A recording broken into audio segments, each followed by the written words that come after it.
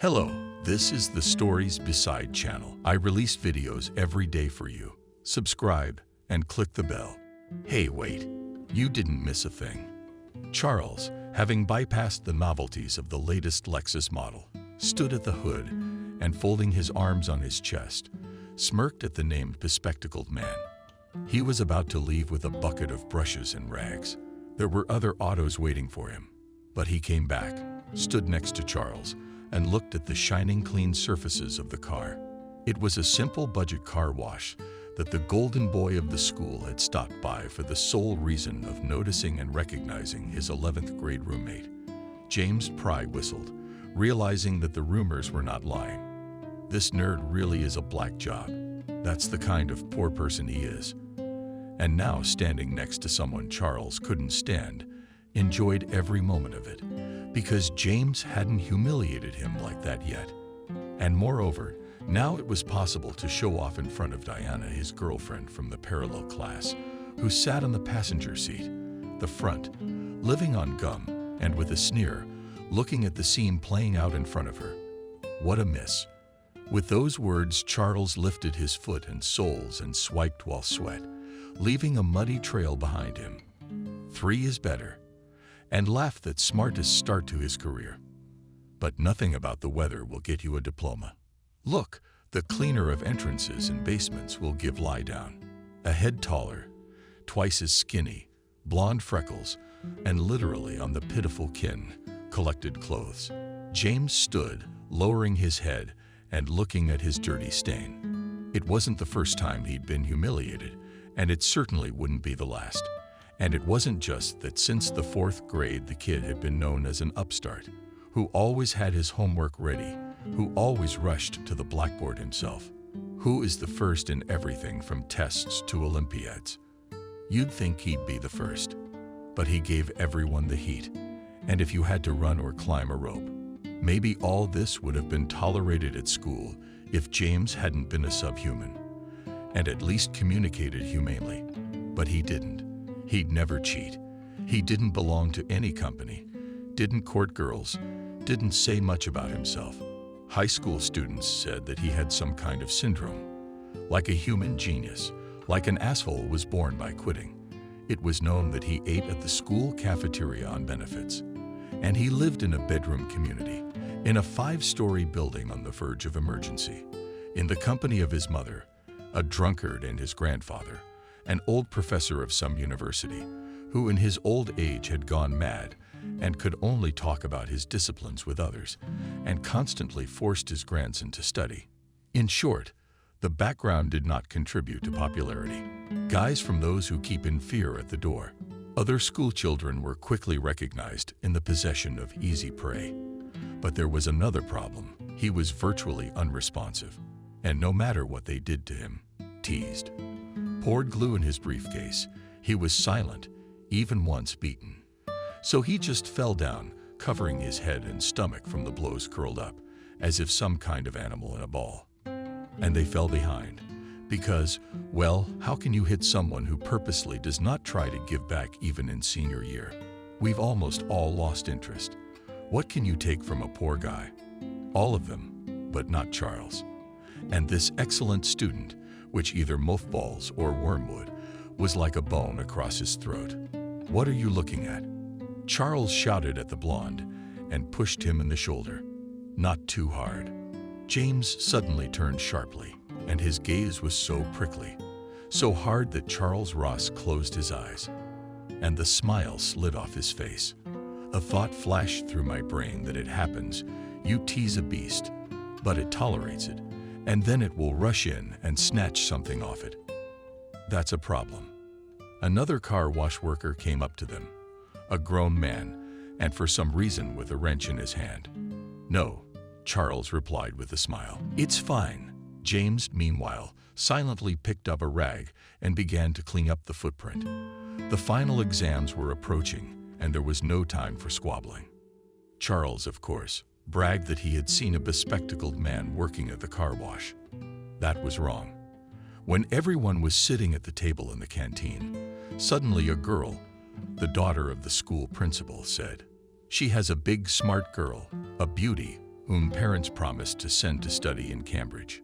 James for grandfather for the medicine works. He's completely out of his mind, survived, and had a second stroke. And that's as far as I'm concerned. Charles shrugged. He's the son of a businessman. He had no doubt he'd do well in life. His mother would be paid, and a prestigious university would take him into business. The young man felt himself a king and did not think how it was possible to exist differently than people of his circle and those who were worse off. He considered the weak to be idiots, who couldn't adapt to reality, which meant they belonged at the bottom of the hierarchical ladder among the servants. And punching bags. Like James, you've heard of the law of the boomerang. The girl bowed her head. You reap what you sow. You reap what you reap. What? I gave him the job. Then and now. Don't be like that. He waved his hands in the air, unable to find the words. Final exams. That was the force that seemed to be the only thing that could possibly break the long-standing enmity and make him forget about his personally invented regular occupation of choosing how to humiliate, insult, hit harder, even if not physically the one who simply by the mere fact of his existence on Earth pisses him off. Yeah, what's his name? James rolled his eyes at Charles. It was already late in the evening, when his classmates, of course, admitted by rank into his circle, were celebrating the graduation. Yeah, who named him that? Grandfather must have chuckled at Mason, Charles' constant companion in all his adventures. He wanted a piece of his successful, beautiful life somehow. Where do you think he'll go? Asked in a thin voice Sophia Rottenblond father, who owned a high-end grocery store and has no idea. He'll probably become homeless. His house is going up for condemnation, for the likes of them to live in. Some crooks are gonna scam him. We've heard of them finding a new apartment and offering to trade it for a bargain, double it themselves. The guy angrily kicked a pebble on the road. Everyone was walking along the embankment, admiring how pleasure boats were gliding along the river surface. They were going for a ride on one themselves. And James, indeed, disappeared from everyone's radar after graduation. His house was really dispersed, then demolished, and the structure was leveled to the ground former, once cozy yard for residents. Where earlier in the spring all drowned in lilac bushes and grew on this place shopping center, noisy, expensive. Charles entered the Faculty of Economics in the most prestigious university in the city, and of course, not for a budget place struggled, but for a paid one, thanks to his father. In general, life seemed to the young man a holiday. He received his diploma, and his father, of course, took him into the business. And that was trucking. He bought his son an apartment in an elite new building. And of course, every now and then he threw in some money for pocket money, so to speak, expenses. Charles lived like that until he was 28, and then it was like something in the universe broke. It all started when his father called him and his mother Adriana in the hotel and confessed that he was practically bankrupt because the competitors, seeing the unfair game, were attacking, and he, trying to save the business and somehow earn money, took loans from serious and dangerous people. But it did not work out with the new business, and now we have to sell off the fleet because on interest. Are we beggars? Adriana, who hadn't worked a day since Charles was born and who didn't see herself as anything other than a socialite, clutched at her heart. No, of course not. Remember how we started out, honey. We started out as families, we collectively. We sat in boxes for weeks. But we made it out, yeah. Out of life, by the way. Ended with a hint that in recent years, oh how late, how too late, Jacob realized, from pampering the family himself in this burn, what could have been done. They were used to the good life even too much. The son, though he learned, though he went into business, it took him. He didn't want to work like that. Daddy, give me a bigger salary. But he didn't want to get into the business himself. So it turned out that with all the wealth there was no peace of harmony, and a lot of things were not in the house. One day Jacob looked into the workshop he kept small for the car fleet, saw how one driver was fixing cars at once, and next to his son, a kid was spinning around, giving tools. Jacob thought then, that's lucky. A man is growing up. Someone's heart has been sewn up lately. Jacob the man did not even want to think about how quickly his son and his wife is property. What's left, they'll spend on their own wants. Pro-eat will spend, hoping, apparently, that the Jenny to them, or something, should appear and give everything. Dad, but you do something, don't you? Charles waved his hands. And Dad, give me some money. We're going to a club with some friends. I can't be a pauper, can I? What happened next was sad. Look, but predictable and inevitable. The business was completely gone. But there was still, however, a stash of money set aside, and Jacob believed it would hold up. He would start again. But an acute heart attack intervened. And it so happened that shortly before it, Jacob's expensive, private, and medical insurance expired. And he didn't have time to get new ones.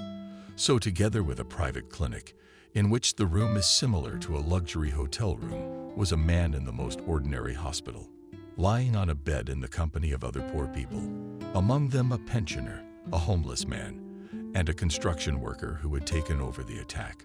We're on overtime, no weekends. Lying there, coming to his senses, Jacob suddenly realized that perhaps he had been too optimistic, because his wife had only looked in once, crying, asking what to do, never raised his hands on her. But here, I wanted to shake her so badly that her brains would fall into place, because what do other wives do? Jacob himself has seen, carry their husbands' home-cooked meals, get medicine, and he's alone. His son didn't even visit. Adriana told him that the boy was depressed, and Jacob covered his eyes. But himself didn't move. Memories came instead. It was like someone had gotten inside his head, dug up the box, cursed it, dusted it off carefully, and took out the thing his soul raved about the most. Though it seemed, well, how many years had passed, what did it even have to do with the present? And then came these memories, and that was it. Jacob was very green then, yesterday's students. But it was the dashing 90s, and he, like many of his peers, was like infected with a fever. What pushed, chased, lit faster, brighter, take everything you can. But there were already sprouts of the real thing. Like the affair with Adriana. A good girl from a decent family. Parents who had connections that could be very useful for a young businessman. And just when it was all out of place, came Anna's love to her at first sight into one who was nothing at all. The girl this thin folded like a heron. Her name was Betty, and Jacob ran into her in a restaurant, and literally ran into her. Either he pushed her accidentally, or she just picked him up with expensive drinks. As yelled the manager who came over found himself on the floor. Jacob greatly said he would pay for everything. Did the girl drop her eyes on him? No, not the eyes yet. He looked into them and disappeared. He realized he could sing Moldavian lakes about those eyes. Everything was so fast, and the meeting of his promises, her hands timid. But he woke up when Betty told him she was pregnant. He realized how screwed up he was. We were already married to Adriana, and Dad trusted Jacob like a son. How could you give up the right path? I mean, for eyes like those that you can't find anywhere else in the world. I had to give her a stern talking to. Jacob handed the girl a wad of cash and told her there was nothing more between them. She should abort, and it would be best for everyone. He remembered well how thin, snotty fingers had caught him by the hem of his jacket, how she begged him not to leave, said she had nowhere else to go, and that her family had shamed her like that and wouldn't take her back. He said, "That's enough," dumped her, picked her out of his own heart without pity. And now, it's too late. It was stupid. And he thought about the fact that if this child had been born, he would be about the same age as Charles. And with that memory, he found out. And the next day, after morning rounds, his wife entered his room unexpectedly. She sat down on the edge of the bed and put an envelope next to her husband. She lowered her eyes and pressed her lips together. "What is it?" Jacob, barely listening to the Messiah, with his finger and opened the envelope. Inside, he discovered money. He looked at it confusedly, where his wife could only have gotten it from, and why she had brought it to him here. And then she spoke, and Jacob at first thought his heart would stop. But it didn't, and he had to listen and be horrified. It turned out that under a general power of attorney, Adriana sold their apartment and also withdrew all the money, that there were still crumbs left on his account. So she sold the car and even a collection of antique hunting horns from the 18th and 19th century. Jacob, I can't take it anymore. Got hit by a woman, but didn't hurt a tear, didn't ruin the makeup. Jacob wondered if he'd ever seen a wife cry at all. And I can't stay a penniless bum, and all because of you. I sold everything, and you have no right to demand it back. Because as my husband, you have to do your duty.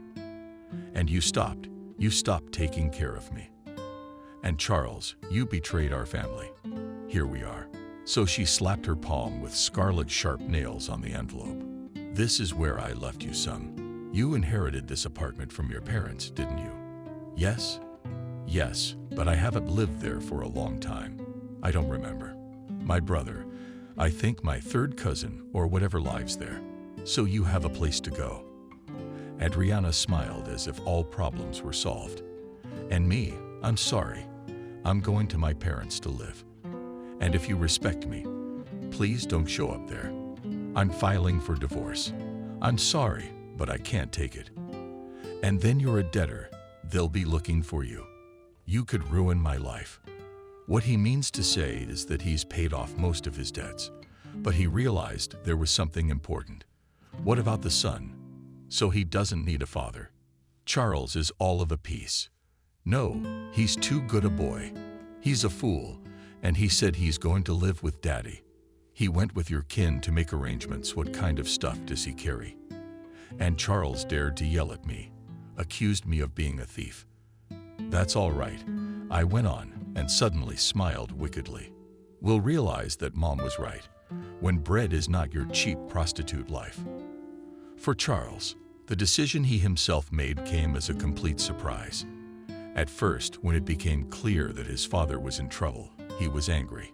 He had always wished that his father wasn't just made of different dough than most ordinary people. Charles had no doubt that his father was tough, and he was successful, strong, invincible. But life was hell pouring in and revealing lies and illusions. And when it became clear that his mother, whom Charles, on the contrary, had always considered a woman, who without a protector for life is not adapted to life, when she did to his father so cool, then Charles felt his own vulnerability. No, he didn't have a guilty conscience about anything and everything. It's just that he realized that in his almost 30, in fact, jumping life is not clear what to do with it now. But at least his father understood him.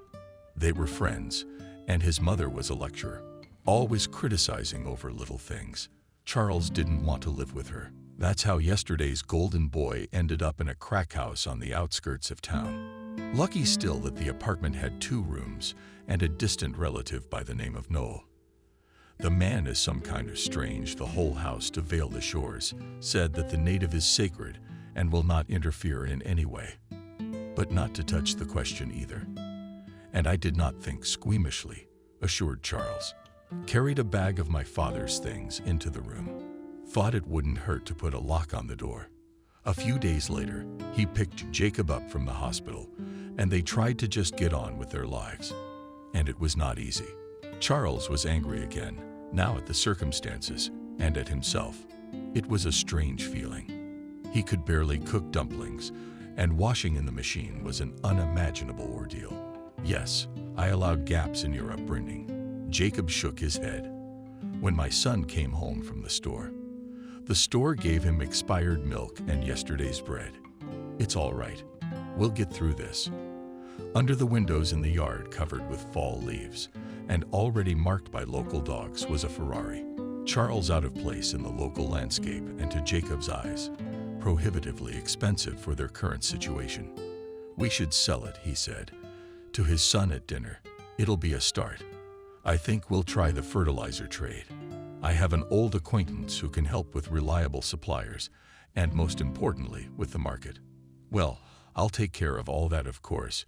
You'd better get a regular job for now, son. Where will I go?" Charles sighed and tossed the dumplings in the bowl incredulously. He wanted marbled beef steak for dinner. That's what they're all about. Well, for a lower position. Sorry, we're in the same one your parents overestimated you to be in. You didn't do anything. So don't embarrass yourself and don't make any money anywhere. Dismissed.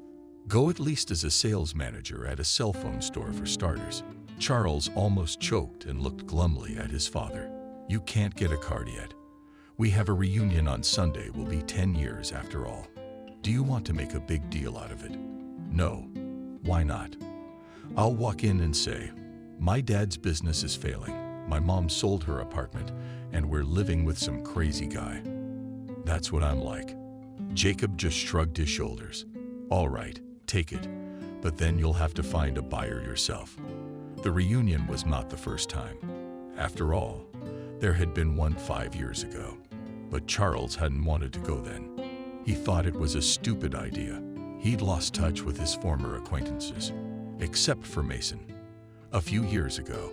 But then the guy had been in a motorcycle accident and apparently having hit his head hard, had decided to change his lifestyle and move to the countryside. With the film, they sometimes crossed paths, but she then left to build a career as a journalist in the capital, and their connection was cut off. On the appointed day, Charles stood in front of the mirror of an old closet and analyzed his person. Could he be a loser just by looking at it? Or was he so okay? He wasn't going to lie much about himself, but he didn't want to tell the truth either. Humiliating embarrassment. That's what it could be. Charles decided it would be more interesting to hear about former acquaintances, to see how their lives had turned out. The meeting was set in an inexpensive, but with a good reputation. By 4:00 p.m., people were starting to gather, and all entered. Charles counted 5 people. Not dense, but here he was surprised to see Mason, not recognizing him as a bearded man in a funny sweater with reindeer on it. There was a Rick in the class, a guy who was unremarkable and a C student. And now, as it was revealed in a conversation working in a publishing house as an assistant senior editor, Kathy and Liam, the red-headed, carrot-headed twins who were involved in music as DJs, producers, and radio hosts, were also here. Christina, who was teased in class because she was a stutterer and respected because her mom was the school doctor, became a kindergarten teacher. And they all gathered around a large table with several coffee kettles, pitchers of lemonade on platters, cookies, a mini sandwich, and Arnaud. They reminisced about the old days. They bragged about their successes. Charles managed to maneuver and tell himself some of the truth, leaving out a tidy bit of the current misfortune. Oh, look, suddenly for the first time Christina interrupted the conversation and poked her finger in the window. And who is that? From the window behind the graduates of the hall, well viewed the parking lot in front of the cafe. And now a strange cortege stopped there. 3 black foreign cars with tinted windows, on each of which were fixed some flags. So it looks like everyone's here, Mason said. So he was pushed back by Rick again, just like 10 years ago. Most curious. Oh my. It's from the shadow of the heat, people. Who's there? We're here. Well, the cars, the flags, the manager. This state is small, insular, and terribly closed until recently from the outside world. They just recently started sending their representatives of the business elite, diplomats, scientists around the world, establishing ties, so to speak, getting rich.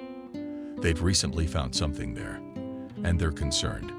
Oh, wait, they're coming this way, said the last appendix with such a gasp Rick, as if he had a personal UFO coming in for a landing. Well, no, you can imagine. We can't get through to them. We catch them in all countries to collect material for books, and they're wandering around our city like they're at home. I'm sorry, I jumped up and got out of the table. Somebody's legs were crushing me. And then the door to the hall opened. On the threshold stood a tall young man with blonde hair and such piercingly blue bright eyes that they seemed not real. He was dressed in a 3-piece suit, which, as our eye could tell, Charles was clearly tailor-made. On the shoulders of the named guest of the class reunion, a smoke and gray cape was carelessly but tastefully thrown on, or rather a strange cape, reminiscent of those cloaks worn by 19th century cavaliers. Just the data. The detail of the closet was shortened and profusely decorated with silver and embroidery. The mysterious guest, with a melancholy look, looked around the assembly, and then raised his hand, snapped his fingers, and someone spoke in a foreign language, and those who were behind him. Some gloomy types of closets, the kind of obviously security guards, stepped back with a slight bow. The doors closed, and the guest stepped forward. "Here we go," he said quietly. "Wait a minute. What?" James was the first to come to his senses. Rick smiled and nodded. "James, are you?" Mason opened his mouth and stood up as well. "What's so different?" He grinned at the man who, to Charles' impression, could not possibly be a past person. The persecuted, bespectacled, nerdy, unhappy man. And at the same time, it was definitely him. Then everyone started talking, greeting. Then there were handshakes, and Rick, being the most daring, even went for a hug. And he succeeded. "Yes, there's a few of us here," James said, walking to the table and sitting down on the empty seats. "It's good that the most important people are here." He joked, and everyone smiled at the look in his eyes as he said the last words, suddenly lingering on Charles. "It's weird. It's not good lingering. Hey, how are you?" Christina's always been awfully straightforward. "Wait a minute. What? Are you working for a diplomat?" Not exactly. This is more of a private visit," replied James. No, raised a finger at Rick. "Spit out who and what you are now bursting with all that is either right or the last idiot on earth is you. You're wearing their national cape. What does that even mean?" James took a breath of air, sort of leaned in modestly, and explained thickly. It turned out that he was just passing through town, or more accurately, passing through. It turned out that over the years he had somehow managed to move, and not just anywhere. And as Rick had time to explain to the audience in one of the most closed to the outside world island states, "You something agonized, and then work got citizenship," the red-headed Kathy demanded an explanation. "Well, you could say that, but it's a long story, and we're in no hurry," insisted Rick, and so vigorously put the cup with tea on the table that, spilling the contents, James told those sparingly enough that he moved to these distant and located territorially almost on the equator of the islands.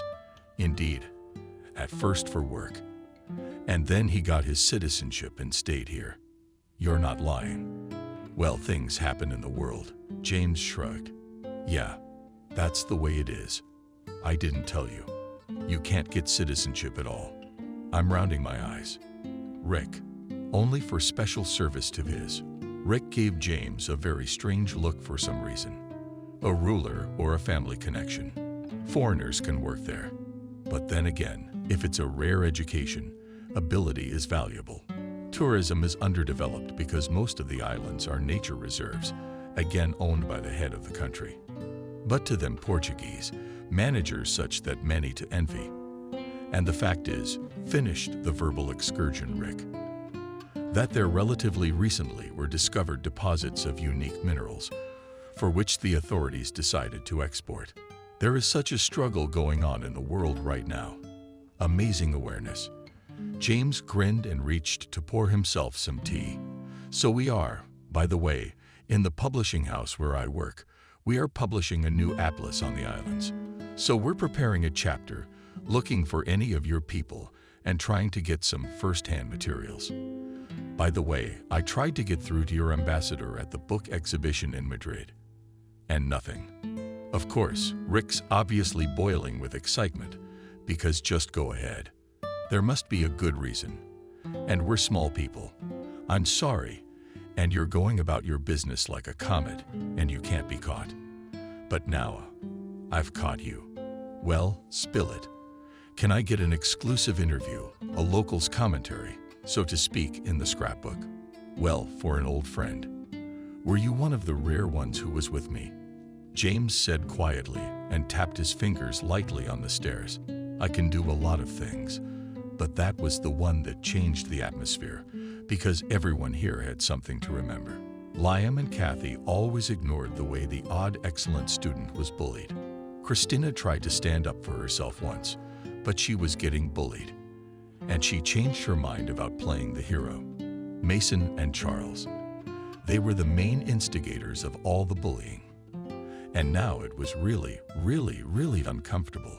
Okay, I think it's time to apologize. Mason came up. He spoke from the heart. That accident changed him a lot. He's reassessed a lot of things about the world. I'm not afraid to admit that you were a real asshole. He looked James straight in the eye. Gallipa was a young bad girl. But I apologize for everything because my soul demands it. Yeah, I forgave you a long time ago. You didn't even always act of your own free will, James said. It was a hint, and it was clear to everyone. Christina moved away from Charles for some reason and looked as if he were red-faced or dirty. I thought we weren't here to settle old squabbles, Charles said. In fact, when Mason had first started his speech, he'd felt a pang of awkwardness. But now that James clearly remembered a lot of things, and unkindly so, Charles suddenly decided to defend the ancient positions. Well, in school there are all sorts of children, naturally, to divide into groups, to be friends and enemies. Come on, what's the matter? Everybody's gone soft. They all grew up in the United Nations and became people. So what's there to be sad about now? Charles tried to ignore the fact that they were looking at him as if they wanted to say, "Shut up, please." Look, he hurriedly diluted the tension in the air by hanging his belly. What are you doing here from so far away? Did you fly all the way out here to meet us? Just a little off the beaten path. I was assigned a delicate matter. The blonde grinned. What about secrets? By the way, can you clearly say who you work for? Again, impudently cut into the conversation Clara. Well, it's really hard to explain. But simply put, I'm on the High Council. Rick, who decided to go for the throat washing, choked and coughed. Wow, so that's how it works. You're like the Prime Minister and the head of the secret police at the same time. Now I'm gonna need your comments, man. We then translate the book into every language in the world, and millions of copies. Later, all except Charles, who left the meeting gloomier than a cloud, agreed that the conversation went on in a completely different direction. And it was thanks to Rick that they talked about everything. Everyone told about himself. Questions were asked, jokes were made. And at the end of the small meeting, when finally managed to forget, refreshed the common and best memories of the past school era, like it is possible to collect the remnants of jam from the jar. Even if it seems that there is almost nothing left, Christina suddenly noticed a ring on James's hand. So you're married. It's like we're blind. Who is she, our girl or our local hottie? Her name is Cindy, and she's great. We got married this spring. And since you're my classmates, he took out his smartphone and started typing something on it. The LCD screen lit up all the way down the cafeteria hall. On it, at meetings that filmed this hall, at weddings and birthdays, often launched video home showed photos, and this case was the same. Images of a young couple appeared on the screen. Informally, apparently someone from the entourage was taking photos. But there were also selfies, and while classmates hooed and awed, considering the swarthy, handsome Islander who with her husband played golf, then they were on the beach, then he obviously caught her billet laughing, holding in one hand a frying pan with scrambled eggs, and the second hand swung at the film towel. All the while, a dark wave of envy was rising in Charles, because it was impossible. How so? Unmirrored, the dregs of society. Who was the poorest in school? Suddenly so high up on the islands in the tropics, you see. He's got a career that's too big to contemplate. And he's married to a hottie.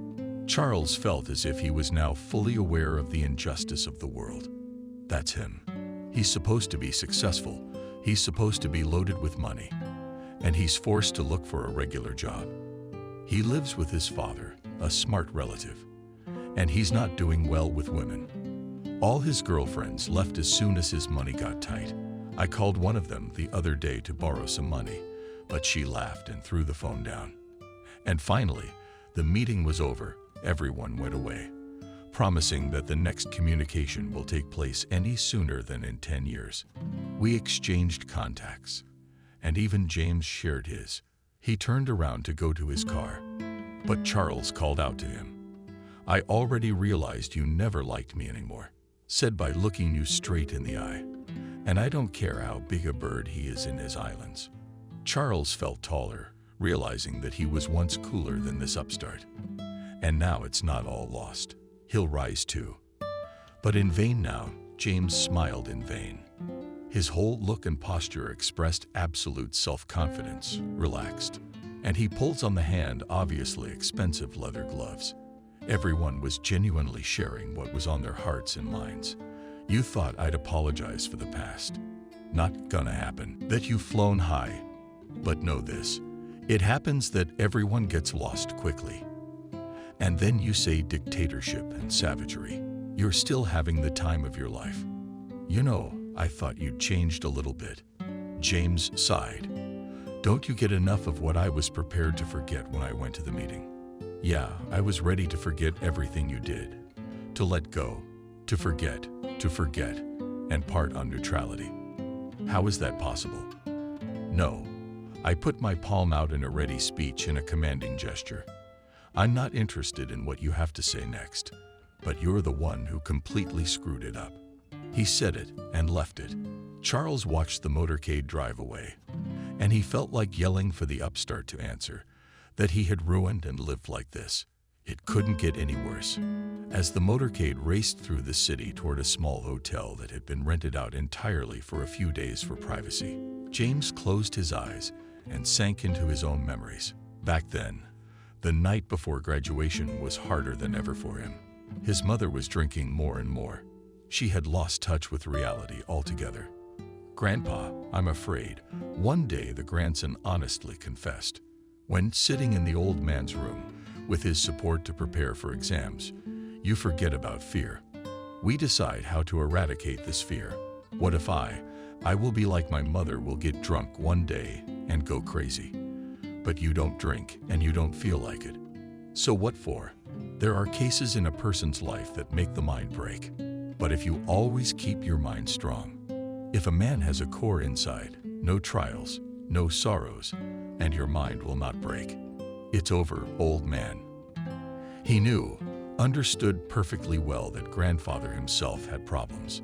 He could hover over a formula all day long, muttering something to himself. But even so, to James, he was the best intelligent man around. And besides, there were many times when Grandpa's mind was as clear as it was now. "Your mother was a good girl. You know, I think it's time you learned." And he's on. About your mother being betrayed by a rejected man, and without personal happiness was faced with a cruel choice. She chose to keep her child, returning home, and grandmother James Betty. Years of being berated for it. Forbade her to get a higher education because the child was born, and now she supposedly had no right to it. Betty worked at one place and another. She was fired for absenteeism and later for drinking. When James was 8 years old, he lost his grandmother. She passed away from a terminal illness. James' grandfather and Betty's father had tried to protect her, by the way, but for some inexplicable reason, Betty considered, only took her mother's opinion to heart. "I hate him." A young man's feelings for his father have fallen out. "Don't you dare." His grandfather told him sternly, "You should judge a person by their actions. Tell me, what did your father do that you hate him?" He chased Mom away, blurted out to the young man all his feelings for his father. "Don't you dare." He also told her to get rid of the baby. But a lot of couples break up, and it's not always pretty. I, for example, divorced my first wife. Not only did your father do it, but in this world, unfortunately, have become easy to treat that child. If not needed, you, not born, like a bug. Flush. Can you swear with your heart's blood that your father was not sorry for what he did? Do you think he didn't show up with a wedding ring for Mom and a teddy bear for you? Maybe he doesn't know you were born. Your mother went to the village to our distant relatives, then moved to the city so you could go to school here. I have to talk to her, find out about my father." James jumped up. "But you know the state she's in. I don't care. If Daddy's good, he'll help her heal. But not this time, not next time. I'd like to know the truth about Mom." She, barely realizing what it was about, started crying, reached for the bottle, and ended up launching it at her son's head. James was angry with her and said that he would find his father one day and pull him out of the ground. And then there were the final exams from school. The house was resettled. We moved into a new apartment, but almost immediately Grandpa came down with pneumonia. He joked, barely breathing, that houses and walls help, that he was like a tree, ripped out with roots and transplanted. It seems, and the soil is fat. Everything is there. Will not take root in a new place if ripped out naturally. Grandpa died then. And then the guy did not know how to even exist further. He remembered that he promised his grandfather that his life would turn out well, as only possible well. Grades allowed to enter the budget, and almost anywhere. So James decided to become an archaeologist.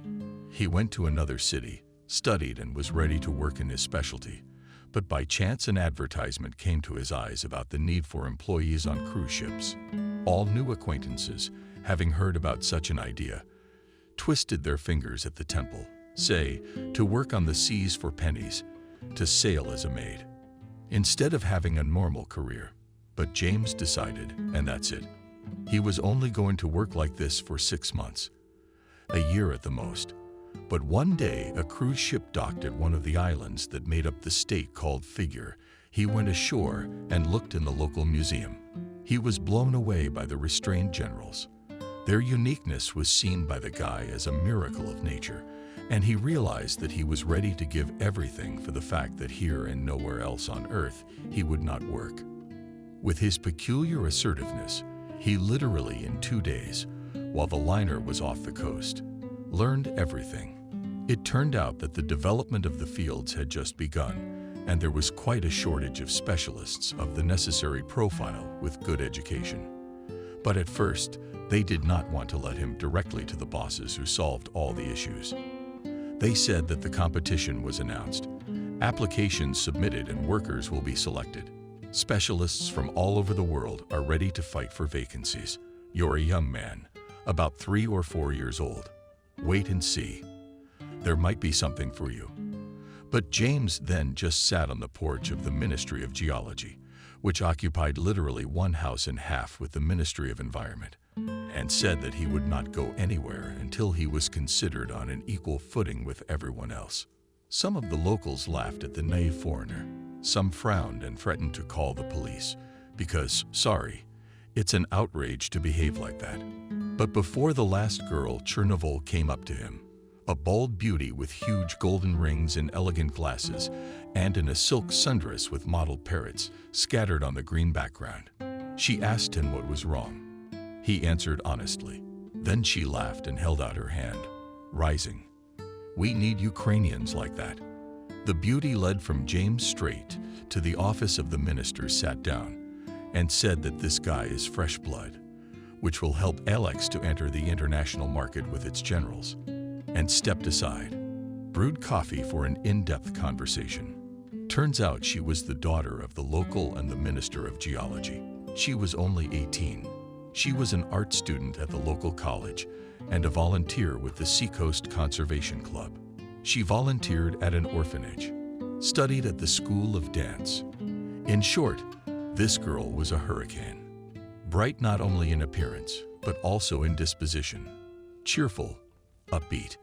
On the fast track, James obtained a work visa and quickly began to build a career. Thanks to the internet, he was able to continue his education remotely, consult with leading experts in his field from many corners of the world. And then one day there was an earthquake. It was not great, almost without destruction, but in the mountains, the largest island in Jersey was being mined for minerals.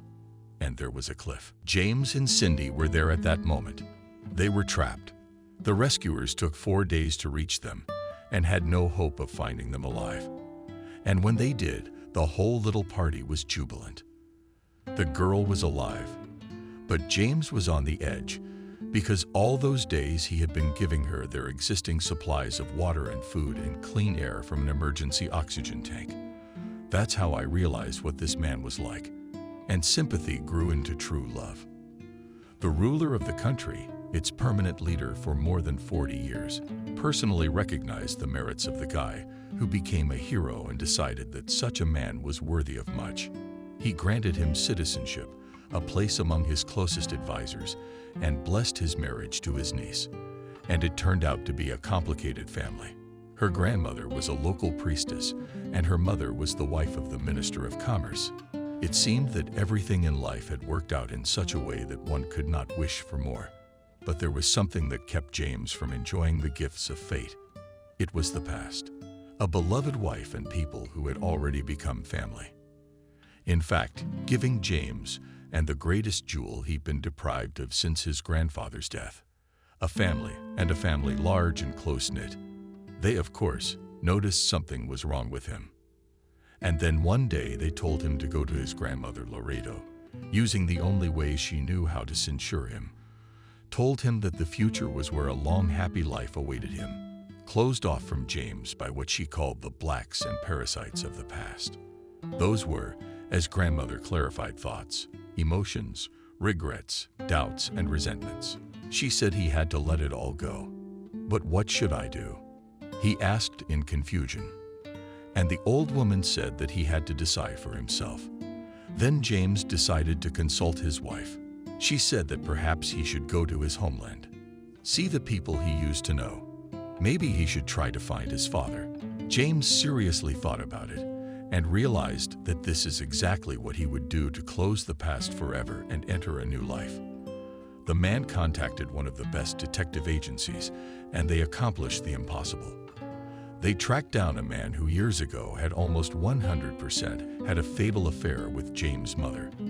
And when his name was called, James was shocked, because anyone but no. Could this man really be his father? Jacob.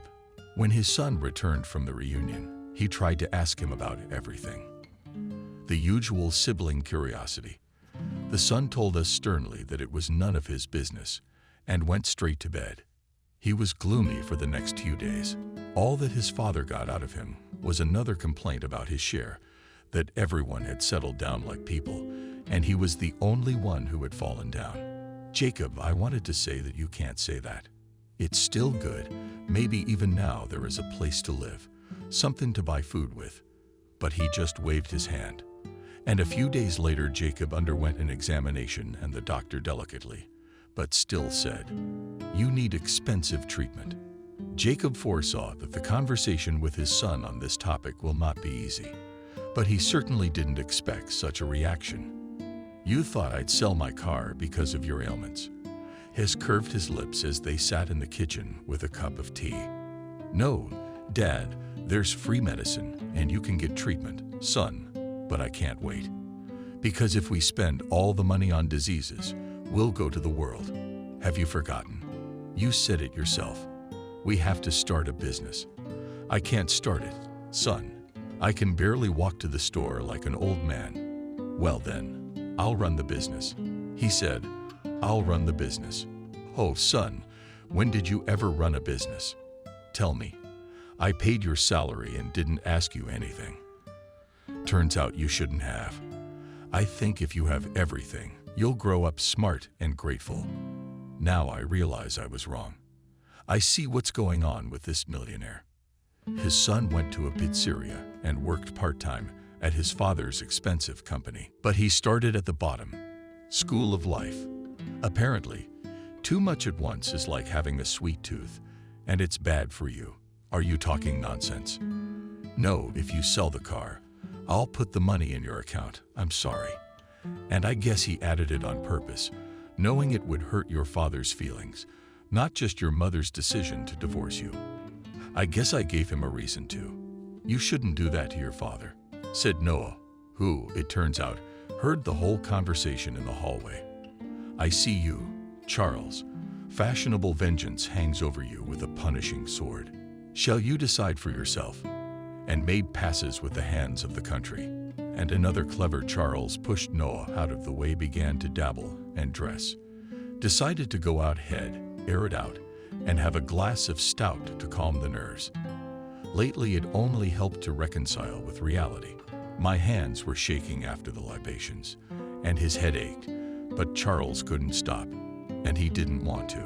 One of the next days, when Noah was not at home, he went at dawn to the local market, a small, impromptu market in an old square, to buy some old books to read. Charles left to meet a man who had called on the ad to buy a car.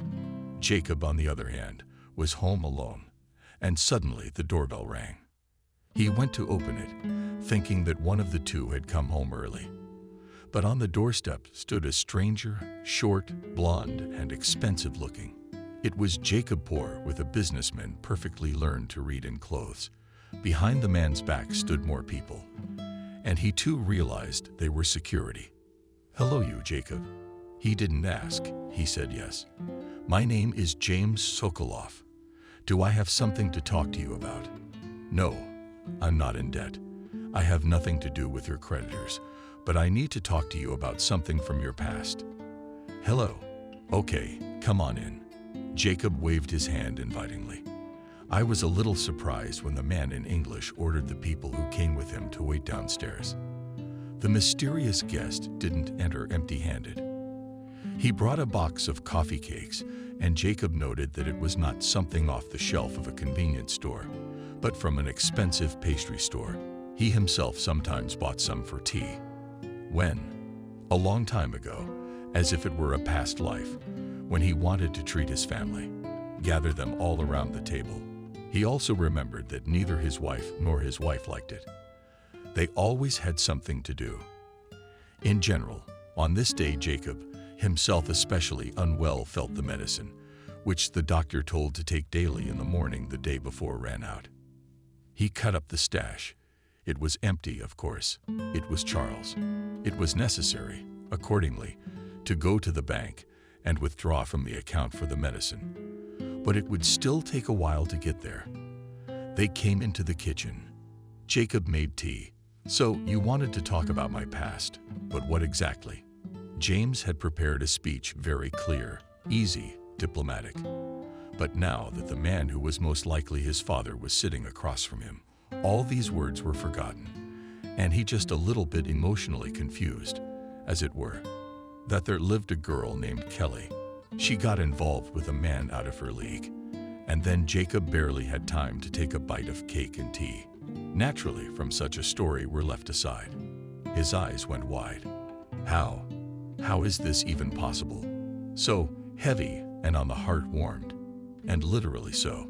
The heat was spreading through his chest. "So you're my son. It all fits, but we'll need a genetic test to be sure. At my expense, of course. And if you don't mind, of course I don't mind." "No, I don't mind. I think you have my nose." Suddenly, he reached out and touched his son's face, and immediately jerked as if he'd been burned. "Oh, I'm sorry." "No, it's okay." James took Jacob's hand.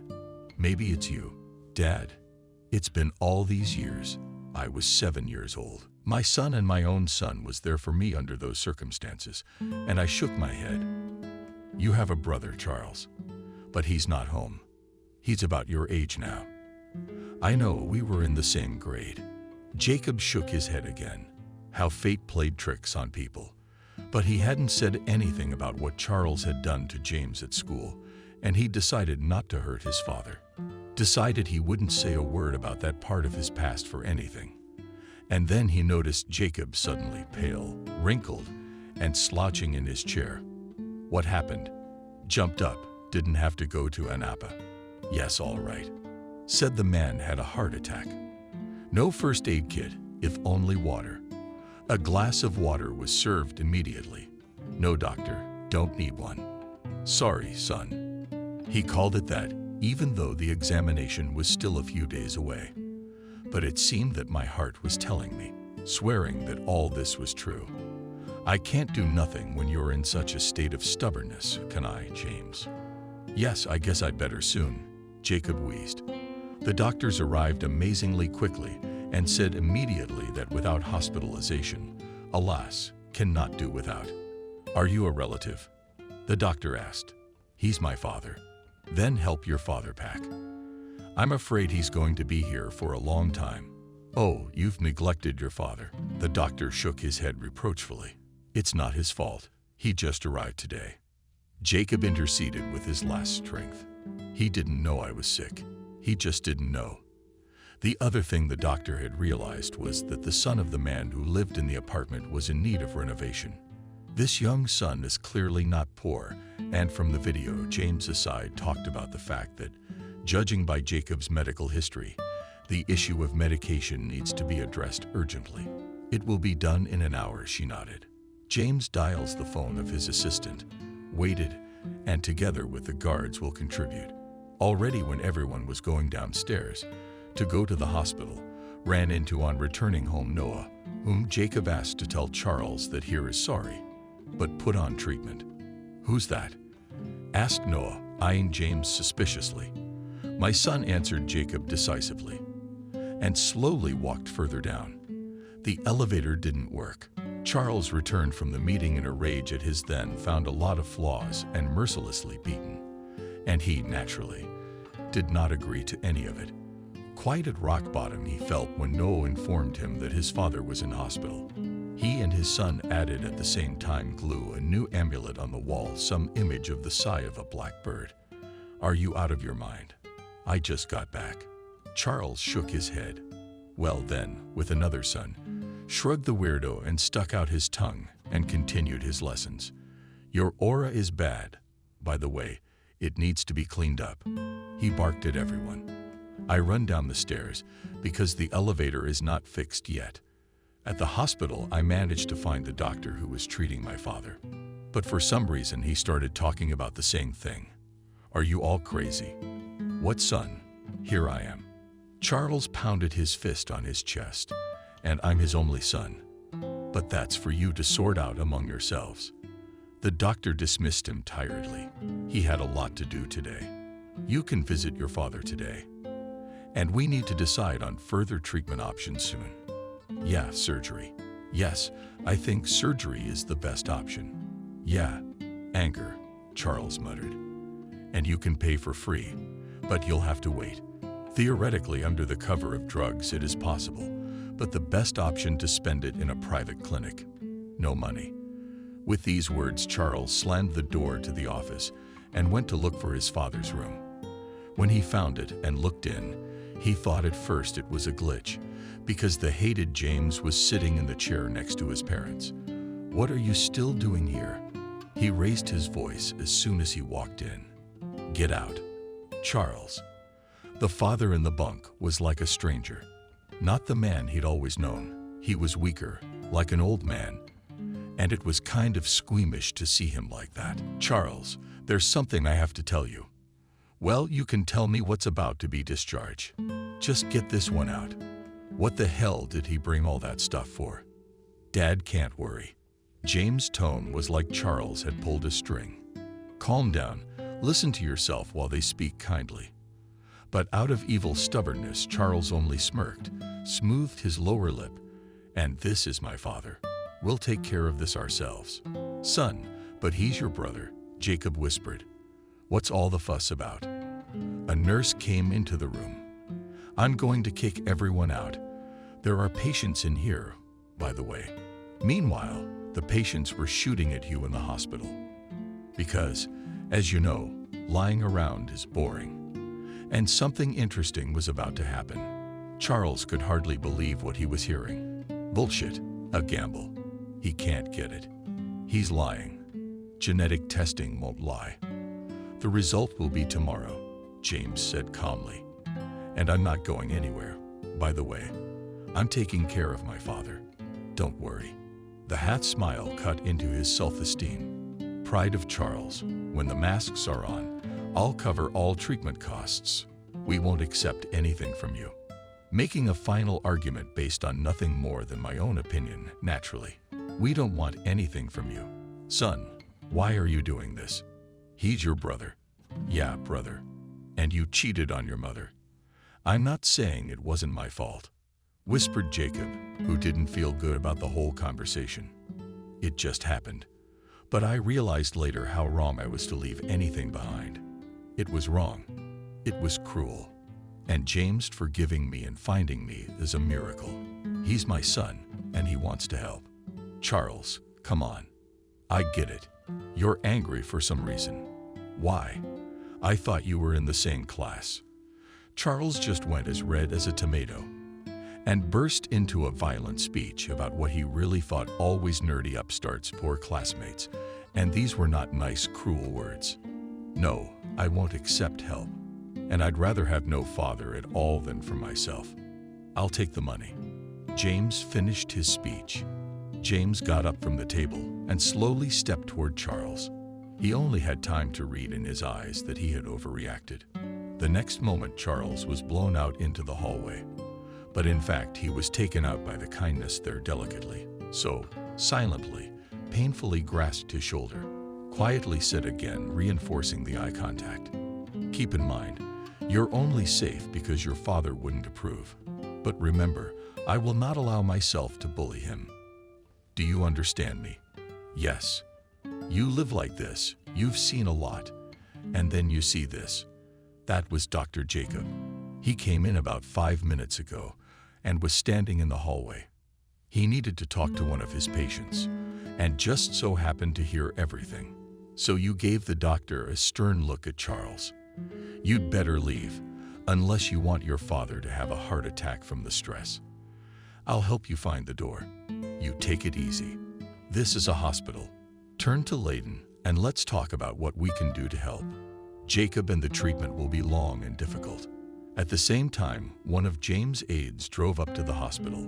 The necessary medicines were bought, and from that very day, Jacob received all the necessary treatment.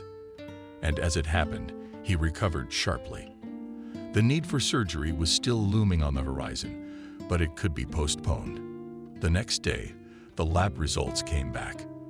The familial connection was confirmed. Charles left the hospital, came home, and started drinking. He just didn't understand what was happening to his life or what to do about it.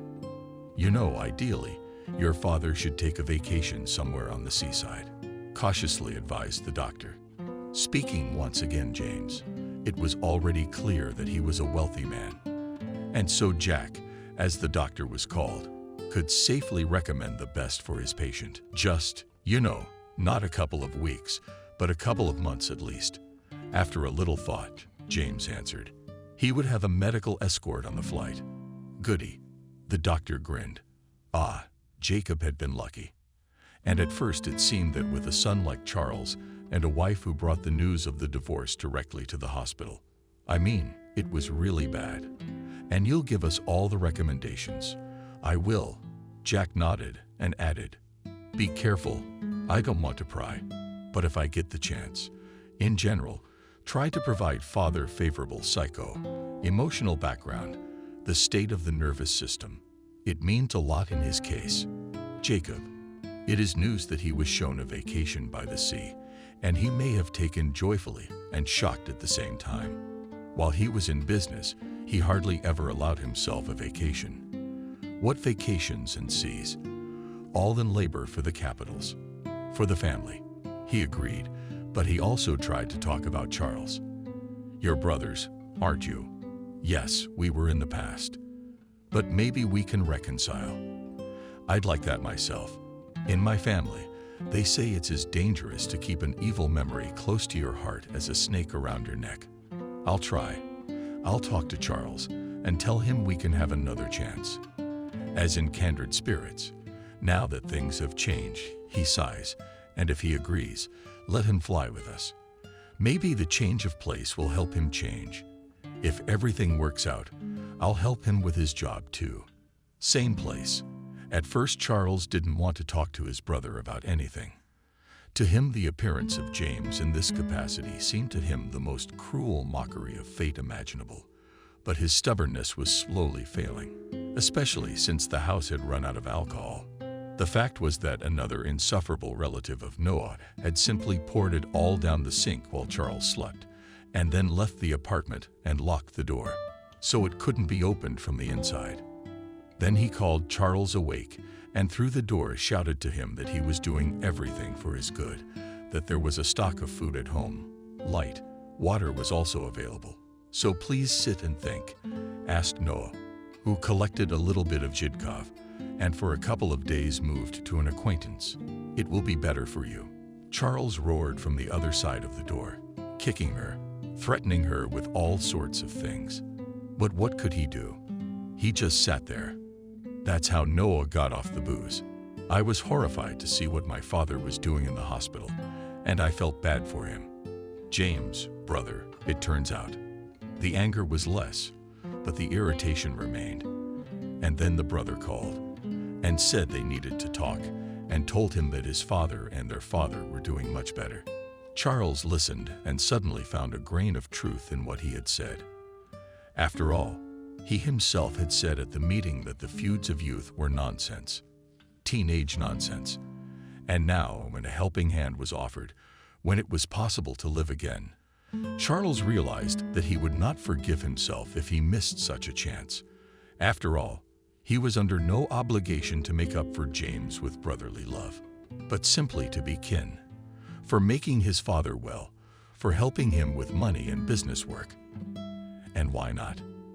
Alstein met people from other latitudes of the planet unusual and sultry, even for his weather climate. It seemed that the sun brooded and spilled into oceans onto the earth. Finding peace and thought could only be found indoors under the cover of air conditioners. James put the relatives in a small villa overlooking the ocean and naturally provided everything, so that they could feel no worse than tourists coming to these islands for a vacation. Jacob quickly recovered. It was the climate, because the heat began to subside after a couple of days. High-class treatment, as well as, of course, positive emotions. James would have been happy to spend more time with his family, but he could not wait for business, and he was working long hours. Numerous boisterous relatives on his wife's side took the news that he had found a father and brother. Positively, they were cordial, welcoming, and open to new family members. Jacob took a great liking to his sister-in-law. She was amazingly respectful of her husband's father, and even impressed him with some knowledge of Russian. She could say bon appetit, good evening, and a great day for the beach. In general, happiness came over Jacob suddenly, and he could not believe it. Could life really change like that? Charles. He socialized quietly with him, but shied away from keeping his brother and father company on excursions. He enjoyed all the benefits from James, was amazed that, it turns out, he was willing to give him a job. The family owned a firm that organized tourists' vacations, and there was a vacancy for a manager. Charles hinted about his business. James said that it was more complicated, but that it was something that could be worked out. Perhaps it would have to do with construction. The island was experiencing a boom in the construction of new homes. Its infrastructure was being developed. But it wasn't all smooth sailing, according to Charles. He'd seen his brother succeed, and even against the background of Charles' own recently luxurious life, it seemed too much. Why was that? As James, coming from down under, was such an honor. You see, in a couple of months, there will be a reception at their ruler, and there will be awarded for services to a small abstract state. And you can even bring your family. Charles saw how good his brother's wife was, and almost choked on his morning tea when she joked that her husband loved her alone for the time being. But according to their customs, it was possible to have a second wife. And if James wanted one, he would have to submit to her. That was over the top. Charles was torn between two shores.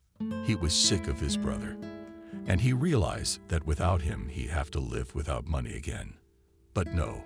And one day when Charles was bent over the island and in such a disgusting mood, some man came up to him in a shopping center, looking like a native of Europe, and said that he knew who Brother Charles was and knew that things were not smooth between them. He had a business proposition to make and said he had a quiet place to meet. Charles didn't understand what was going on, but decided to find out. He found the same man in a small cafe on the island, and they talked. It turned out that this man, who called himself John Smith, represents the interests of a large corporation, and she was interested in getting rare minerals that she only mines on these islands. John said that these minerals, even in small quantities that would fit in his pocket, cost $1 million, and they are too rare to export. The authorities have been saving it for themselves and want to create some technology. Is it related to energy production or something else? Charles didn't understand. Jones said there was no point in getting into those details. But what really matters, he made Charles a business proposition. You as a brother, 2 people in the country will not be particularly scrutinized at the border. Take a ticket to London. Our man will meet you there. And this is what we can offer you for a handful of these stones. He held out a sheet of paper on which was written an astronomical sum. Charles tensed. This offer was clearly dangerous. But what if it was that simple, really? He was told that these minerals would be handed over already at the airport. Then he would only have to go through customs with them literally in his pocket or in his hand luggage. Put it in, and that's it. What if he gets caught for it? Asked, but was already ready for anything. It's impossible, believe me. We don't need an international scandal ourselves. Our scientists are capable of making it, so that later the manager will not be able to prove that the new technologies were developed with the use of these minerals. I realize this all sounds difficult, but think about it. And by the way, there's time to think about it until tomorrow. Otherwise, we get it to someone else. You think about what you want out of life. Do you want a successful life, or are you determined to keep getting handouts from your brother? Until one day, perhaps you lose his favor. Before the next morning, Charles had barely left the meeting. Dialed my wife's number and said I'd do anything. That's perfect. So now you have to fly out the day after tomorrow. Take a ticket anywhere, but we need a connection in London. Give me the flight number. The exact time. That left the hardest part. Charles decided to talk to his father first. Told him that this life was all very well, but he'd like to go back for a while. Before settling down, he would like to meet his mother, and he would like to meet some acquaintances. Well, okay, said Jacob, who was watching a TV show in the living room. And you for a long time. Well, as it turns out, he averted his eyes, and Charles, thinking that probably will never see his father again, because he, if it is up to him to decide how he has changed, will not forgive such meanness, and the fact that he's doing a mean deed, not just solving the issues of some English corporation for a fee. Charles, I don't doubt it, but he also thought there was no other way out, or would he have to bow down to the Brotherhood for the rest of his life? Now he had to book the tickets. Luckily, there was money on the card. James regularly funded both of his relatives' accounts, and he didn't keep track of where they spent it, by the way. After Charles started packing, now it was necessary, of course, not to arouse suspicion, to talk to his brother. But Dad didn't know where he'd gone. But Layla did. The girl suddenly found herself in the house on the veranda overlooking the garden. Climbing on a stepladder, she was hanging the beam from the ceiling.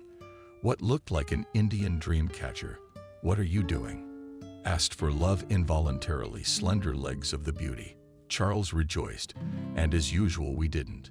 The ending of his name stretched in pronunciation. The home defense smiled, and for a moment, Charles felt ashamed of what to do. Was going to. We believe that in this one, pointed to a thing wherein a strange Lazarus intertwined colored threads and some crystals. Spirits live there, guardians. Now they will protect this house from any evil. Punish the cruel one who plots evil against our family. Superstition. Charles shook his head and felt nauseous. How mercilessly the sun is scorching. I'll just save it. No, it's working. It'll be all right. Either in jest or in earnest, she tossed the islander after him. On his way out the door, James wasn't found right away. First, Charles had to go to the ministry, where he was supposed to stay until tonight. But they said he'd gone to a zoo or something. But it turned out that it wasn't a zoo, It was a shelter for animals in distress. Charles, wrinkling his nose at the smell of beasts, went to the enclosure, where James was sitting on a throw on the grass and feeding from a bottlesome creature resembling either a monkey or a huge mouse. "Well, hello there. Look, the poor thing got caught by the hawks. We thought it wouldn't survive. But that's good. In a couple of weeks in the wild, let him go." James smiled. Understandably strained, Charles smiled, and he found the scene sickeningly sweet. Not only is he so cool, but he's also taking care of all kinds of creatures. What the hell is this? And two of the powers that be are bursting with annoyance. Charles told James what he told his father. Brad must have seemed upset. Charles chased away the thought that James was capable of such a thing. A kindred spirit. He kept looking for signs in him, that he hated, that he was proud of helping his poor brother, that he gloated. He couldn't find any. It was all the more reason to dislike a relative. It's a pity, but you make sure you come back for the reception. I want to present myself properly. Obligingly averted his eyes and left. Finally, the things were packed and the tickets were bought. At the airport, Charles could hardly restrain a nervous shiver, but after the right person, as if by chance, bumped into him and handed him the envelope, which he tucked into the inside pocket of his jacket, calmed down. He waited for his boarding announcement, sipping coffee, and finally, he heard, took his bag, ticket, passport, and customs control. The border guard raised his hand with his fingers intricately folded, a gesture Charles already recognized well. And at first, before it had started from behind his brother, unimaginably annoying. It was even flattering, because only those who were related to the ruler himself were greeted in this way. But at once Charles restrained himself. What did these silly formalities mean when he would soon be a millionaire? He wondered if his father would be invited to leave here after all. Why? Let him remember who his real son was and make the right choice. Finally, the formalities were over. The border guards really showed no interest in Charles' luggage. He exhaled with relief. Suddenly, the border guards' eyes widened, and from behind them came shouts, harsh words, and stomping feet. Charles turned around, and immediately his hands were clasped by men in black suits. He saw his brother in uniform in front of him, and the thought flashed through his mind that he was not only in the council of the ruler, but also in the secret police, like me. Cold goosebumps ran down my back and disappeared, as if I decided we're the idiot who got himself into trouble. Into what enormous trouble? Charles met James' eyes. He was truly afraid because his brother's eyes were cold, empty, cruel, like he'd never seen him before. The people around him stared and parted, making way. Charles lashed out without trying, was ushered into a car. His brother got into another. They drove around town for a long time and finally stopped in front of an unpleasant building. Charles was taken inside and led into a very plain-looking office. He was surprised because there were no handcuffs. Should there have been or shouldn't there have been? He didn't understand anything. He was now sitting on a chair, opposite, at the desk, his brother and some other guy. "My deputy." "Sorry, it's a formality." So James knocked, put up his palms, put them back. Charles nodded, reached into his inside pocket, and dropped a pouch on the table. James took it, untied it, and dropped out a handful of small, scarlet, ruby-like stones. "What's this for?" "I was promised payment." "No." "Why did you do it?" They were silent for a few minutes, staring into each other's eyes. Then Charles spoke, laid it all out as it was, that he couldn't live like that on his brother's handouts, always knowing that he owed him everything he had, that he couldn't see him around, and realized that he couldn't achieve the same thing as a shadow. He said all this and fell silent because he suddenly felt devastated. It was so strange, frightening. It was as if he had fallen silent, because everything he had said was slowly receding into the distance. And then James spoke calmly, unhurriedly, in details and general strokes outlined the picture of what he had heard, and Charles felt as if he were falling through the ground. And at the same time, still somehow, apparently, against all the laws of the universe, remains in place. James said that he never intended to keep his relatives' lives under strict control. He said that after that very reception, he was going to give Charles some of the shares he owned himself, which would make his brother one of the major owners of a large company. He also added that his sister had lovely cousins in marriage, one of whom bore the title of princess, and they were asking about Charles. Perhaps one of them could be his consort. "You're an idiot, and I'm afraid I've just been fooled by you. You're as much of an idiot as you were in high school when James finished his speech. Now, as you realize, none of this is possible. But you're my brother." Charles felt a nervous shiver. "Talk to whoever you need to talk to. I'm sorry, but stealing minerals is too much. I can't just erase it. What's going to happen to me now with all your voice?" asked Charles. He suddenly thought of Figs as a small island nation. It's not like many other countries, they say. It's kind of a dictatorship. Yes, open to tourism, but breaking the rules here. The consequences can be severe. I guess he's in trouble. If this had happened 20 years ago, I'm afraid you'd be thrown into Crocodile Lake, James said, with a look on his face that made it hard to tell if he was joking badly or seriously. "But you said it right. I'm your brother, and to treat you too harshly would be to cast a shadow over me. So I think I can get you some leniency. What's going to happen to me?" Charles asked. "You'll go away and never be able to come back. Your idea of you to the third knee won't get our visa. Also, I'm afraid the Council of Elders will insist that right here," and James touched his forehead, "you've been branded a thief. What, are you out of your mind?" Charles jumped up. "You don't think that's a stealing offense, do you? That's still pretty mild." James came up after him. He said a few words in the local dialect to his assistant, and he put the stones in the safe. "The Council of Elders will be assembled. They have been called now. Let's go." No, I'll complain. And my father has a weak heart. He'll have a heart attack if they do this to me." He's got a point. You should have thought about your father's feelings when you decided to betray your family by becoming a thief. I've tried talking to the elders, but no promises. Brother didn't make me drag you. Finally, really upset, James said. Charles Ponomarev walked into the street with his brother at his head. For a second, he looked ahead. If you crossed the alley, you could see the streets. Passers-by were hurrying about their business, but Charles immediately restrained himself. But where is he going next? It's an island. Surely the airport and the ports already knew that such a person could not be released.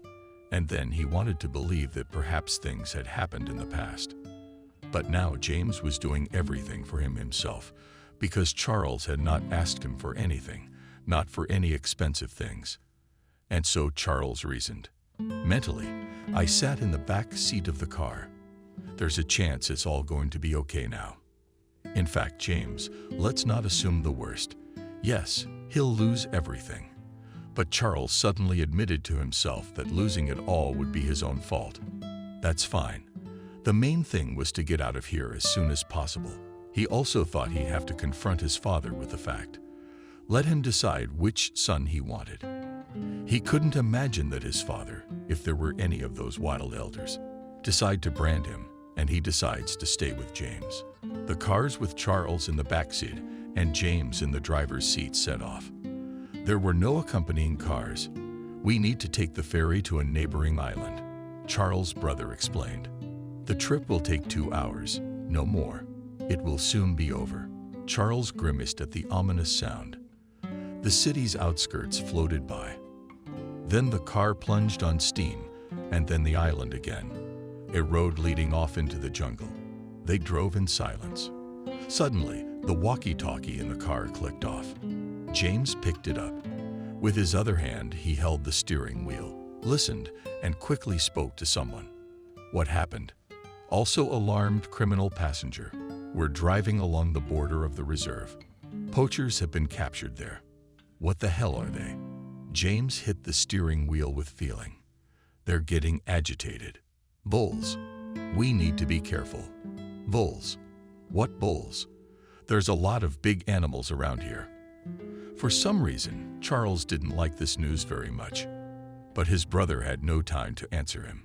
A cloud of dust appeared ahead.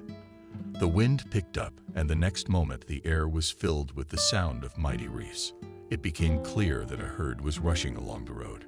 James began to back up sharply to get to a place where he could turn around on the narrow road without risking getting bogged down in the dense tropical vegetation. And the problem was that the drive into the interior of the island was uphill, while the drive back down the slope was downhill. What was seriously making the car so difficult to drive? Half of Spain smokes. Is bulls approached, or was it buffalo? What does a buffalo even look like? Charles wondered at the same time and marveled at the nonsense. The brain gives out at the worst possible moment. He screamed when he realized that no, they wouldn't have time to turn the car around and drive back at full speed. When he realized that they're gonna come out of the fields right now and just tear it down. And then the car was in the part of the road where you could have time to turn around normally. James steeply turned the steering wheel to the right. Charles, who had forgotten to buckle up, fell back on the seat, sat down, and the car rocked again. But now without the driver's input, just in the same part of the road sloped steep, practically from the spring went further down, and the car forces, naturally their quite laws of physics dragged. Before the fall began, Charles still had time to think about the fact that at least the avalanche of things bringing past the bulls had not hit them. And then the world turned upside down, shook terribly, hit him, and he lost consciousness. When he woke up, he realized that the car was lying 6 meters down the slope. One wheel was practically off its axle. The body had been punctured by rocks in several places. The side glass had shattered. Charles moved his legs and arms. Didn't seem to break anything. He climbed out of the cabin and sat on the ground behind Margot, watching the sun fall toward dusk. How long had he been lying here? Suddenly, it hit him in the head, and he remembered his brother. He rushed to the car. James was lying chest deep on the dashboard. Charles went cold, noticed the red marks on his brother's body. James woke up, opened the door, and reached for him. I don't remember exactly how to do it. He tried to feel for a pulse. Is there? He's alive. Started looking for the phone. Need help, but was already groaning in frustration. The device was smashed. And then Charles began to smell gasoline, and it was not hard to find that it was leaking out of the car, forming a decent lay underneath it. Charles could hardly think straight, but he realized that this was dangerous. His brother had to be pulled out of the car immediately. You're heavy yourself. Like that buffalo sacked senseless James outside and dragged him aside as best he could. What do we do now? Probably should have gone to the elders, found them to call for help. Charles' own cell phone had been taken away from him back there at the airport when they'd grabbed him. He leaned over and patted his brother's cheeks again. Wake up, brother. Suddenly there was a growl behind him. Slowly, feeling his body ease the fear, Charles turned around and had already grabbed him by the throat for some reason not far from over the hill. And the whole area here was colonists. An animal came out. It looked like a big short fur, a long-legged dog, a hyena, a tropical wolf. Some creature grinned, showing sharp saber-like fangs. What are you doing, white man? Asked Charles. Questioned the beast as if it could answer. But for some reason it was the feature of the natural snow-white coloring of its eyes. Charles looked up at the trees. Run, climb up the branches, higher and stay back. They'd probably be gone soon enough. They will look for them and save them. Charles is laughing nervously. Now he wants to be rescued by those he wanted to run away from. Here's an opportunity. James had been stationary until then. Suddenly weakly stiffened and turned his head a little and opened his eyes. His brother called out. Charles shifted his gaze from him to the beasts. It appeared that he was now hiding in a tree, and this beast of white would throw itself at James. He, as his nose wrinkled, and signified a wounded man. James was bad. He couldn't not run. He couldn't defend himself. The beast took a step forward. Charles also felt tears streaming down his face. A terrible choice. But he made the decision. because he realized he could not do otherwise. The beast crouched to the ground, tensed the muscles on its withers, and saliva dripped down onto the ground to save Vasco. "I'm sorry, it's all my fault," Charles whispered, meeting James' gaze. And then the albino predator that bore the sacred beast's name leaped over the horde. Teeth out, powerful jaws clamped shut. The stick that Charles held out in front of him gestured defenselessly with a desperate cry. It was only because the wood was still damp that the splintering didn't come apart at once. Charles literally lay over his brother, covering him with the stick, thrusting it randomly forward. The predator grunted unhappily. Then the wood gave in and cracked. The jaws opened and closed again. Charles screamed again, and then, after what turned out to be endless flashes of pain, darkness closed in on him. When he came to his senses, he wanted to scream again and waved his arms. He was caught by his arms and legs and put gently back into bed, dazed and looking around. He realized that he was lying in a hospital room, hands, legs in place, but in bandages. And they hurt. The bandages were painfully revealed, and on his head rested on a pillow. Charles stared questioningly at the doctor. He explained in broken English that everything was fine. No life-threatening injuries. "Brother, what's wrong with him?" A new thought caused Charles to flounder again, and the doctor began to reassure him again. "I'm alive, brother, and thanks to you," said James, who entered the room. He didn't look so good either, but he was much better. It was only in the next few minutes that it became clear that they had been found quickly. Before the car had collapsed, James had managed to press a button, transmitting a distress signal. The attacking animal turned out to be a rare-looking hyena, an old male and hunter, the leader of the pack. "We were lucky he was out hunting alone that day for some reason." "Yeah, lucky," agreed with my brother, and Charles showed up. "He's gonna be sore for a long time. I can feel you saving me." And Charles didn't say anything back, but it was just something he couldn't say otherwise. And then James said she made him forget about the pain.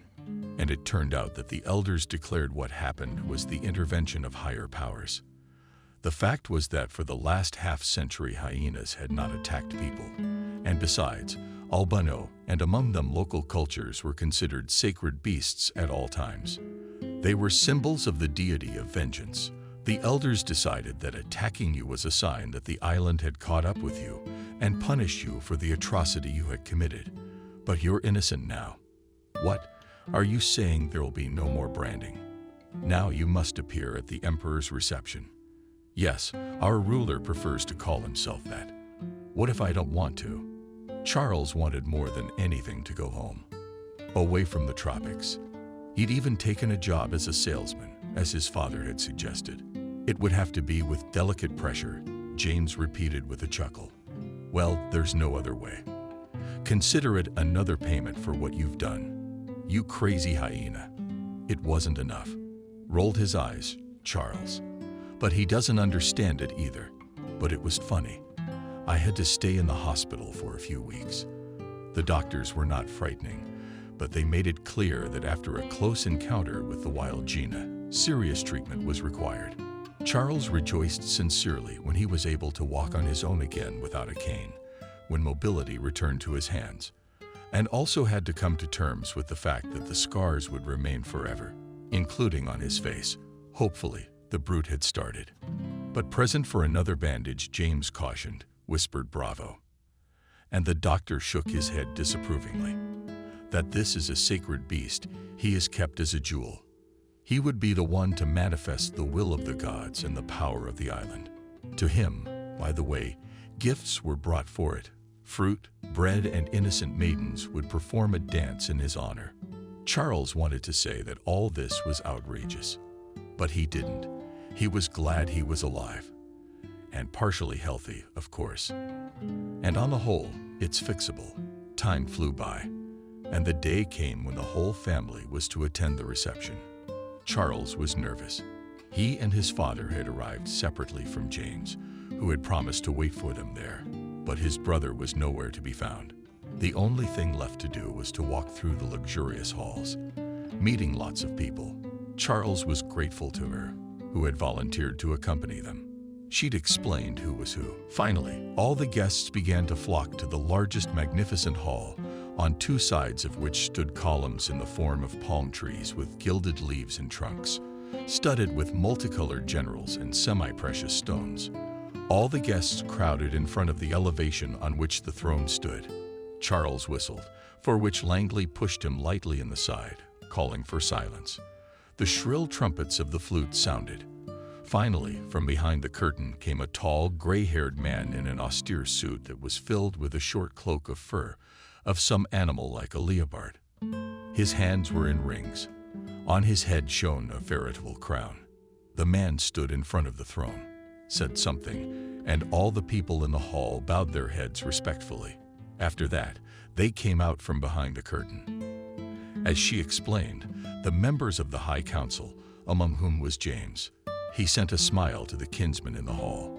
The ruler spoke in the local dialect, with an interpreter translating the speech into English for those who didn't understand the local. He spoke of the greatness of the island and how important his subjects were. But then he urged everyone not to forget the culture of their ancestral heritage, and that sometimes the gods sent surprising signs. Charles became wary.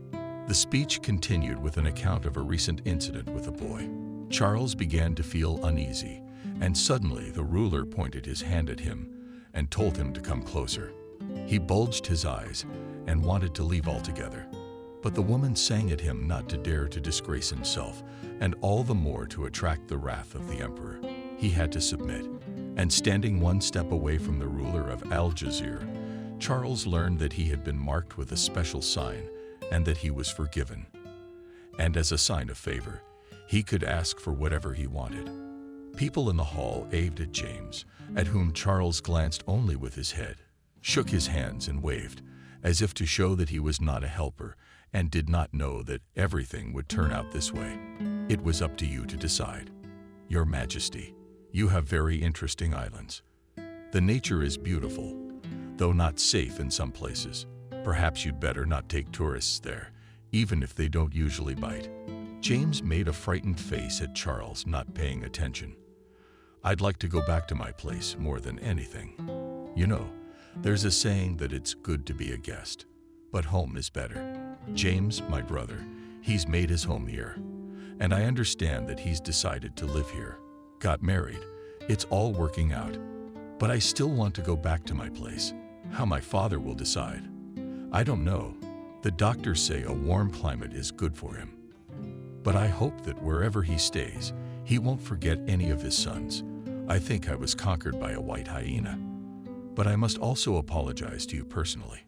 I apologize and promise that I won't say anything bad about this case in particular.